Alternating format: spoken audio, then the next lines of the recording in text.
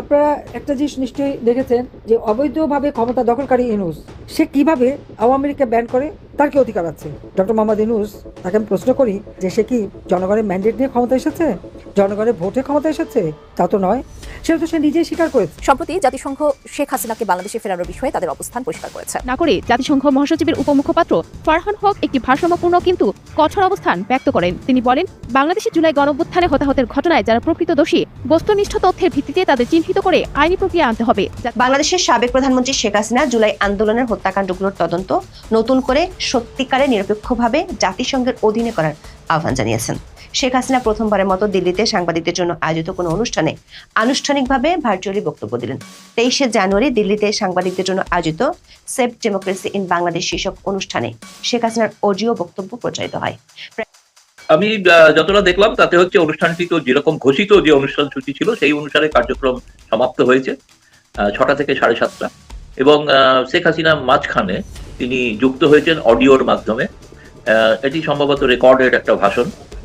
সংসদ নির্বাচন 2026 নিয়ে এবার প্রকাশ্যে দিল্লিতে মুখ খুলেছে প্রধানমন্ত্রী শেখ হাসিনা, এবং সেইখানে তিনি 5টা দাবি করেছে। সেই দাবি এবার আদায়ে নতুন একটা তথ্য আসছে। প্রিয় দর্শক শ্রোতা মণ্ডলী, এবং শেখ হাসিনাকে নিয়ে কি বলছে জাতিসংঘ, আমাদের আর বেশ কয়েকজন উপদেষ্টা এটা নিয়ে কিন্তু তারা ভেবে চিনতে হয়তোবা কিছু একটা সিদ্ধান্ত দিতে যাচ্ছে। চলেন কথা না বাড়িয়ে কিছু গুরুত্বপূর্ণ ভিডিও দেখে আসি এবং কি বলছে সেখানে শেখ হাসিনা, আমরা সেটাও জেনে আসি। বাংলাদেশের সাবেক প্রধানমন্ত্রী শেখ হাসিনা জুলাই আন্দোলনের হত্যাকাণ্ডগুলোর তদন্ত নতুন করে সত্যিকারে নিরপেক্ষভাবে জাতিসংঘের অধীনে করার আহ্বান জানিয়েছেন। শেখ হাসিনা প্রথমবারের মতো দিল্লিতে সাংবাদিকদের জন্য আয়োজিত কোনো অনুষ্ঠানে আনুষ্ঠানিকভাবে ভার্চুয়ালি বক্তব্য দিলেন। 23শে জানুয়ারি দিল্লিতে সাংবাদিকদের জন্য আয়োজিত সেভ ডেমোক্রেসি ইন বাংলাদেশ শীর্ষক অনুষ্ঠানে শেখ হাসিনার অডিও বক্তব্য প্রচারিত হয়।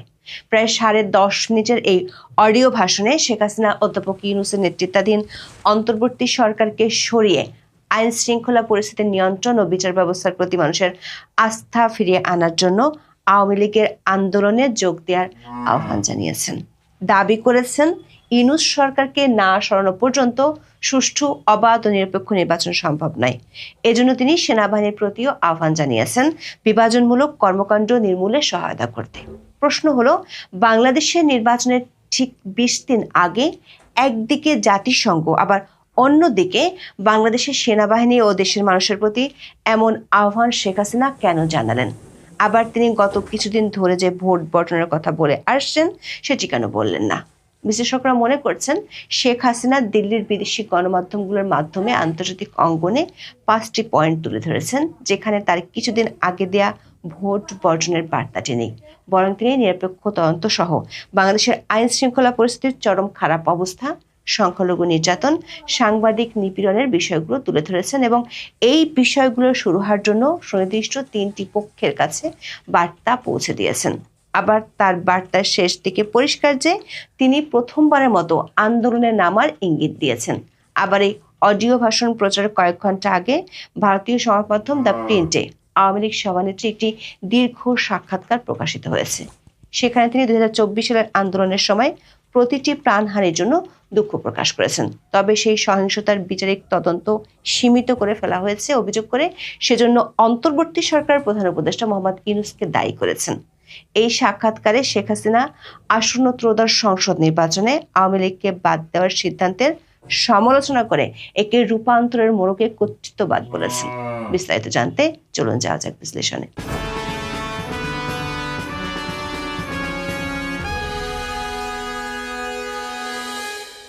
দর্শক, গত 19শে জানুয়ারি প্রচারিত ভিডিওতে আমরা জানিয়েছিলাম, সাংবাদিকদের জন্য আয়োজিত কোনো অনুষ্ঠানে দিল্লিতে অবস্থানরত বাংলাদেশের সাবেক প্রধানমন্ত্রী শেখ হাসিনার প্রথমবারের মতো অডিও বক্তব্য প্রচার করা হবে। এর মধ্যে সামাজিক মাধ্যমে নানা পক্ষ থেকে গুঞ্জন ওঠে ওই অনুষ্ঠানে শেখ হাসিনা সশরীরে কিংবা ভিডিও বার্তায় বক্তব্য দিবেন। বিশেষ করে গত 17ই জানুয়ারি আওয়ামী লীগের 2 সাবেক মন্ত্রী দিল্লিতে এক অনুষ্ঠানে বক্তব্য দেওয়ার পর থেকে বিষয়টি বেশ চাওর হয়। কিন্তু ভারতীয় নিরাপত্তা সংস্থাগুলোর দাবি, নিরাপত্তার কারণে শেখ হাসিনার ভিডিও বার্তা বা লাইভ সম্প্রচারের সুযোগ দেওয়া সম্ভব নয়। 2024-এর 5ই আগস্ট থেকে দিল্লিতে রয়েছেন আওয়ামী লীগ সভানেত্রী শেখ হাসিনা। দেশ ছাড়ার কয়েক মাস পর থেকে তিনি ভার্চুয়াল মাধ্যমে আওয়ামী লীগের নেতাকর্মীদের উদ্দেশ্যে ভাষণ দিচ্ছেন। এ নিয়ে বাংলাদেশের অন্তর্বর্তী সরকারের গুরুতর অভিযোগ রয়েছে, তবে কোথাও শেখ হাসিনা ক্যামেরার সামনে মুখোমুখি হননি। তাছাড়া দিল্লিতে থাকলেও গত 1.5 বছরে তিনি কখনো ভারতের কোনো অনুষ্ঠানে হাজির হননি। সেই হিসেবে প্রথমবারের মতো কোনো অনুষ্ঠানে শেখ হাসিনার অডিও বার্তা প্রচারিত হলো।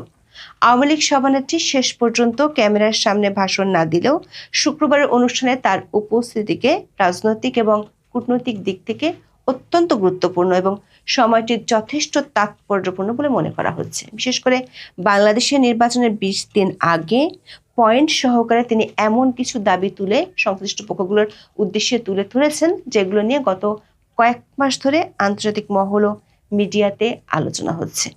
23শে জানুয়ারির অনুষ্ঠানটির শিরোনাম হলো সেভ ডেমোক্রেসি ইন বাংলাদেশ বা বাংলাদেশে গণতন্ত্র বাঁচাও। অনুষ্ঠানটির আয়োজন করেছে দিল্লিতে অবস্থিত foreign correspondents club of south Asia.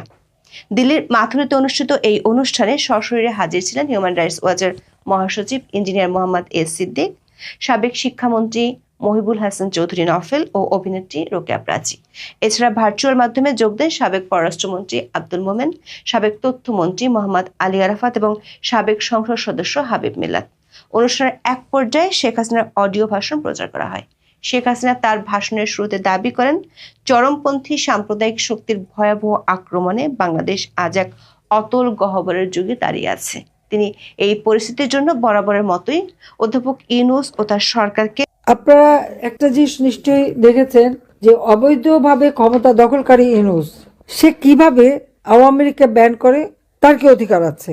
Doctor Mohammad Yunus, তাকে আমি প্রশ্ন করি যে সে কি জনগণের ম্যান্ডেট নিয়ে ক্ষমতা এসেছে, জনগণের ভোটে ক্ষমতা এসেছে? তা তো নয়। সেটা তো সে নিজেই স্বীকার করেছে। আমাদের বলতে হবে কেন? 2024 সালে সে ক্ষমতা দখল করলো, কিভাবে দখল করেছে সে নিজে ব্যাখ্যা দিয়েছে। যখন সেপ্টেম্বর মাসে নিউ ইয়র্কে যায় বিল ক্লিন্টন ফাউন্ডেশনে, সে সেখানে যে খুব উৎফুল্ল চিত্তে ঘোষণা দিল যে জুলাই মাসের যে ছাত্র আন্দোলন, ওটা কোনো ছাত্র জনতার আন্দোলন ছিল না। কারণ সকলকে বললো যে সেখানে তো কোনো নেতা ছিল না, কোনো নেতৃত্ব ছিল না। কেউ নেতৃত্ব দেখেছে না? তাহলে কিভাবে হলো? এটা ইউনূসের নিজের মুখের কথা যে মেটিকুলাস ডিজাইনের মাধ্যমে তার মাস্টার মাইন্ড দ্বারা ওই আন্দোলন সংগঠিত হয়েছে। অর্থাৎ দেশি বিদেশি নানা ধরনের চক্রান্ত করেই সে আন্দোলন করেছে, আর আন্দোলন করে শেখ হাসিনাকে ক্ষমতা থেকে হটিয়েছে। আর শেখ হাসিনাকে জনগণের ভোটে নির্বাচিত জনপ্রতিনিধি হিসেবে বাংলাদেশের প্রধানমন্ত্রী, আওয়ামী লীগ সরকারের কাছে জনগণের ভোটে নির্বাচিত। তো জনগণের ভোটে নির্বাচিত সরকারকে মেটিকুলাস ডিজাইনের মাধ্যমে উৎখাত করে দিয়ে সে ক্ষমতা দখল করেছে, অর্থাৎ ডাকাতি করে ক্ষমতা নিয়েছে। এটা তো তার কথাই প্রকাশ হয়ে গেছে। আমার প্রশ্ন হচ্ছে, এই অবৈধভাবে ক্ষমতা দখল করায় গর্ব করার মতো কি আছে? বাহবা পাওয়ার মতো কি আছে? চুরি ডাকাতি করার মতো করে ক্ষমতা ডাকাতি করা, আর তারপরে আওয়ামী লীগকে ব্যান করে। তার কি কোনো অধিকার আছে আওয়ামী লীগকে ব্যান করার? তার কি কোনো অধিকার আছে যে আওয়ামী লীগের কেউ ভোট দিতে পারবে না বা নির্বাচনে অংশগ্রহণ করতে পারবে না? কেন পারবে না? সেটাই আমার প্রশ্ন, যে আওয়ামী লীগকে নির্বাচন করতে দেবে না। যদি গণতন্ত্রের কথাই বলে তো ঠিক আছে, আওয়ামী লীগকে নির্বাচন করতে দিক, জনগণকে সিদ্ধান্ত নিতে দিক। জনগণ সিদ্ধান্ত নিক কাকে চায়। হ্যাঁ, অবাধ নিরপেক্ষ স্বাধীন নির্বাচন যদি হয়, সেই সুষ্ঠু নির্বাচনের মাধ্যমে জনগণ যদি আওয়ামী লীগকে ভোট না দেয়, আওয়ামী লীগ যাবে না ক্ষমতায়। কিন্তু আওয়ামী লীগকে ব্যান করে নির্বাচন করতে না দিয়ে সেখানে বাধা দিয়ে তৃণমূল পর্যায় পর্যন্ত আওয়ামী লীগের নেতা কর্মী, তাদের পরিবার পরিজন, তাদের ছোট শিশু থেকে শুরু করে মানে শ্বশুর বাড়ি, বাপের বাড়ি, আত্মীয়, পরিবার পরিজন কাউকে বাদ দিচ্ছে না। অত্যাচার, নির্যাতন, ঘর পোড়ানো, বাড়ি পোড়ানো, এমনকি তার খামার পোড়ানো, কারো মাছের খামার, গরুর খামার, মুরগির খামার, যার যেখানে যা আছে দোকানপাট সবকিছু ভেঙে জ্বালিয়ে পুড়িয়ে তছনছ করে দিয়ে তাদেরকে সম্পূর্ণ অর্থনৈতিকভাবে পঙ্গু, আর জীবনের সাথেও তো তারা কাউকে রেহাই দিচ্ছে না। আজকে নির্বাচন দিয়েছে, কেন আওয়ামী লীগ নির্বাচন করতে পারবে না? কেন আওয়ামী লীগে ভোট দিতে পারবে না? অবশ্যই আওয়ামী লীগকে নির্বাচন করতে দিতে হবে। আমরা নির্বাচন করতে চাই। আজকে আমি বলবো যে আমাদের কৃষক, শ্রমিক, ছাত্র জনতা, মেহনতি মানুষ, নারী সমাজ, সকলে যে যেখানে আছেন সবাইকে ঐক্যবদ্ধ হতে হবে। এটা কোনো নির্বাচন হচ্ছে না, এটা নির্বাচনের একটা খেলা। এখান থেকে কোনো জনগণের চলছিল সেই সংবাদ সম্মেলনটি অনুষ্ঠিত হয়েছে। শেখ হাসিনা সেখানে কোন প্রক্রিয়া যুক্ত ছিলেন, সেখানে তিনি কি গুরুত্বপূর্ণ মেসেজ দিয়েছেন, আদৌ কোনো মেসেজ দিয়েছেন কিনা, সেসব বিষয়ে আমরা কথা বলবো। এ বিষয়ে কথা বলার জন্য, সর্বশেষ তথ্য জানানোর জন্য আমাদের সঙ্গে এই মুহূর্তে যুক্ত রয়েছেন ভারতের সিনিয়র সাংবাদিক এবং যিনি বাংলাদেশ সহ দক্ষিণ এশিয়ার রাজনৈতিক প্রেক্ষাপটের নানান গবেষণাধর্মী লেখা তিনি প্রকাশ করে যাচ্ছেন, সেই সিনিয়র সাংবাদিক গৌতম লাহিড়ী। গৌতম লাহিড়ী, আপনাকে স্বাগত জানাচ্ছি আমাদের মানচিত্রের অনুষ্ঠানে। আপনার কাছে প্রথমেই যদি জানতে চাই যে ফরেন কারেসপন্ডেন্ট ক্লাব এই নামে একটি সংগঠনের সংবাদ সম্মেলনটি ছিল, সেটা সুষ্ঠুভাবে সম্পন্ন হয়েছে কিনা, বা সেখানে শেখ হাসিনা আসলেই যুক্ত ছিলেন কিনা। তিনি সরাসরি সেখানে যুক্ত থাকতে পারবেন না, এটি আমরা আগে থেকে জানি, আপনি আমাদেরকে জানিয়েছেন, সেটি সম্ভব নয়। তবে তিনি কোন প্রক্রিয়া যুক্ত ছিলেন আসলে?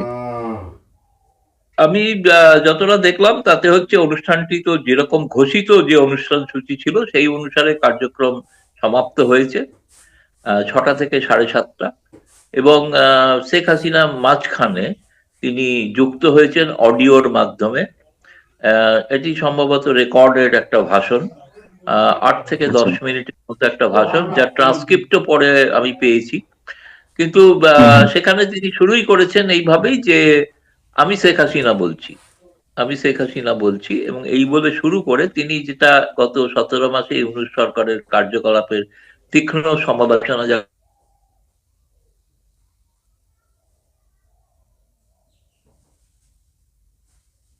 কর্মসূচির কথা ঘোষণা করেছেন, কি করা উচিত।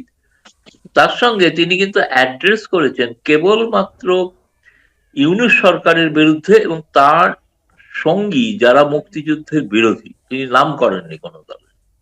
কিন্তু এর সঙ্গে এও আহ্বান জানিয়েছেন যে যারা মুক্তিযুদ্ধের পক্ষের আদর্শে বিশ্বাসী, তাদের সেই গণতান্ত্রিক শক্তিকে আজ এক হওয়ার প্রয়োজন আছে, তাহলেই বাংলাদেশ আবার ঘুরে দাঁড়াতে পারে। কার্যক্রম তিনি যেটা নিউজ পয়েন্ট, যেটা আমার কাছে মনে হয়েছে, তিনি বলেছেন যাবতীয় যে হত্যাকাণ্ড যেটা ঘটেছে, যেটা একতরফা ভাবে শেখ হাসিনা আওয়ামী লীগ সরকারকে দায়ী করা হচ্ছে, এটা তিনি একটি নিরপেক্ষ জাতিসংঘ দ্বারা তদন্তের দাবি জানিয়েছেন, যে আর একটি তদন্ত করা হোক, যে তদন্তটি করা হয়েছে সেটি বায়াসড এবং সেটিতে কোনো বিশ্বাস করা যায় না। আর নির্বাচন সম্পর্কে তার বক্তব্য যে ইউনূস সরকারের অধীনে কোনো নির্বাচন ফ্রি, ফেয়ার এবং অবাধ, নিরপেক্ষ, শান্তিপূর্ণ, অংশগ্রহণমূলক হওয়া সম্ভব নয় এবং লেভেল প্লেইং ফিল্ড নেই। মানে আর কোনো ঘোষণা তিনি দেননি, কিন্তু আমার কাছে সংক্ষিপ্ত একজন সাংবাদিক ভিরুজুর আমাদের সাথে ছিলেন এবং গতকালকে রাতে শেখ হাসিনার এই বক্তব্যটাই কিন্তু ইতিমধ্যেই সোশ্যাল মিডিয়াতে ব্যাপক পরিমাণে তোলপাড় হয়ে গেছে। যারা এই মুহূর্তেই এখন এই ভিডিওটা দেখলেন তারা অবশ্যই ভিডিওটা শেয়ার করে দিবেন। এবং শেখ হাসিনার যে দাবি, বেশ তিনি ভালোভাবে স্পষ্ট বার্তা দিচ্ছেন যে এই ইউনূস সরকার একটি অবৈধ সরকার ছিল এবং তার অধীনে কোনো নির্বাচন, বৈধ নির্বাচন হতে পারে না, এবং আগামী নির্বাচনে তিনি অংশগ্রহণ করতে চায়, এরকমটাও আমরা বোঝার চেষ্টা করলাম। যাই হোক, এখন কি করবেন বাংলাদেশের স্বরাষ্ট্র উপদেষ্টা এবং প্রধান উপদেষ্টা ডক্টর মোহাম্মদ ইউনূসের যে উপদেষ্টাগুলো আছে। ভালো থাকবেন। ভিডিও সম্পর্কে মতামত থাকলে লিখবেন কমেন্ট বক্সে। ধন্যবাদ সকলকে।